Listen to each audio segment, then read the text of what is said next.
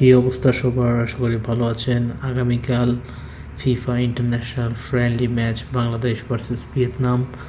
বাংলাদেশ সময় সন্ধ্যা 6টায় খেলাটা অনুষ্ঠিত হবে। তার জন্য সম্ভাব্য বাংলাদেশের একাদশ আজকে কেমন হতে পারে চলুন আপনাদেরকে দেখাই। আপনারা জানেন ইতিমধ্যে হামজা চৌধুরী দলের সাথে যোগ দিয়েছে গতকালকে, আজকে ট্রেনিংও করেছে তিনি এবং তিনি অনেক আত্মবিশ্বাসী। আগামীকালের ম্যাচ এবং সিঙ্গাপুরের সাথে ম্যাচ, চলুন স্কোরটা আপনাদেরকে বলে শুরু করা যাক।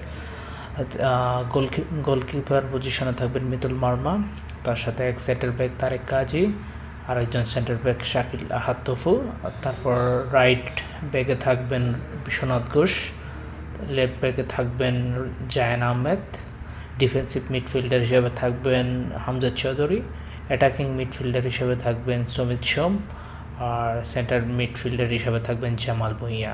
রাইট উইঙ্গার হিসেবে থাকবে কাজিম শাহ, আর লেফট উইঙ্গে থাকবে ফামিদুল, আর সেন্টার ফরওয়ার্ড হিসেবে শেখ মুরসালিন।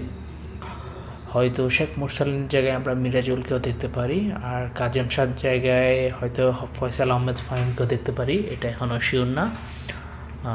হয়তো এটা আমার সম্ভাব্য একাদশ। দেখি আমাদের বিশ্বসেরা কোচ হাবিয়ার কাবরেরা কীরকম স্কোয়াড দেয়।